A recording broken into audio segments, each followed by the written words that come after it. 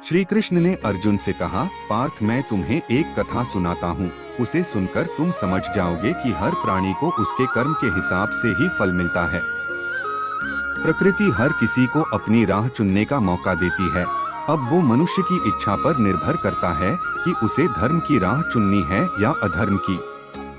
कथा शुरू करते हुए श्री कृष्ण ने कहा, एक नगर में दो पुरुष रहा करते थे।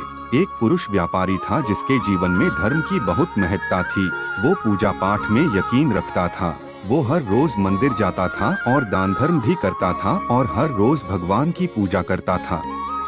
वहीं दूसरा पुरुष बिल्कुल विपरीत था। वो हर रोज मंदिर तो जाता था लेकिन पूजा करने नहीं बल्कि मंदिर के बाहर से जूते चप्पल चुराने। उसे दान और धर्म से कोई लेना देना नहीं था। समय बीतता गया और एक दिन बहुत जोर की बारिश हो रही थी। इस वजह से मंदिर में पुजारी के अलावा कोई नहीं था। ये बात जब दूसरे पुरुष को पता चली तो उसने कहा कि ये सही मौका है मंदिर का धन चुराने का। पंडित से नजर बचाकर उसने मंदिर का सारा धन चुरा लिया। उसी समय धर्म कर्म में विश्वास रखने वाला व्यक्ति भी मंदिर पहुंचा। दुर्भाग्य से मंदिर के पुजारी ने उसे ही चोर समझ लिया और चिल्लाने लगे। वहां लोग एकत्र हो गए और उसे बहुत मारा। किसी तरह वो बचते बचाते वहां से निकला तो दुर्भाग्य ने उसका साथ वहां भी नहीं छोड़ा। मंदिर के बाहर वो एक गाड़ी से टकरा गया और घायल हो गया। फिर वो व्यापारी लंगड़ाते हुए घर जाने लगा तो रास्ते में उसकी मुलाकात उस पुरुष से हुई जिसने मंदिर से धन चुराया था। उसने कहा, आज तो मेरी किस्मत चमक गई, एक साथ इतना सारा धन मिल गया। ये सब देखकर उसे बहुत बुरा लगा और उसने अपने घर से भगवान की सारी तस्वीरें निकाल दी। कुछ सालों बाद दोनों की पुरुषों की मृत्यु हो गई। मरने के बाद जब दोनों यमराज की सभा में पहुंचे और भले पुरुष ने दूसरे व्यक्ति को देखा तो उसे बहुत गुस्सा आया। उसने क्रोधित होकर यमराज से पूछ ही लिया, मैं तो हमेशा अच्छे कर्म करता था, दान में विश्वास रखता था। उसके बदले जीवन भर मुझे अपमान और दर्द ही मिला और इस व्यक्ति को नोटों से भरी पोटली।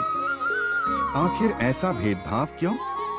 इस पर यमराज ने कहा, पुत्र तुम गलत समझ रहे हो। जिस दिन तुम्हारी गाड़ी से टक्कर हुई थी वो दिन तुम्हारे जीवन का आखिरी दिन था, परंतु तुम्हारे अच्छे कर्म की वजह से तुम्हारी मौत सिर्फ एक छोटी से चोट में बदल गई। तुम इस दुष्ट व्यक्ति के बारे में जानना चाहते हो। दरअसल इसके भाग्य में राजयोग था, मगर इसके कुकर्मों और अधर्म की वजह से वो सिर्फ एक छोटी सी धन की पोटली में बदल गया।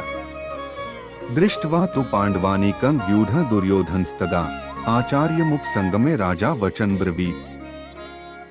अर्थात उस समय राजा दुर्योधन ने व्यूहरचनायुक्त पांडवों की सेना को देखा और द्रोणाचार्य के पास जाकर यह वचन कहा, पश्यता पांडुपुत्राणामाचार्य महती चमूम व्यूढ़ा द्रुपद पुत्रेण तव शिष्येण धीमता।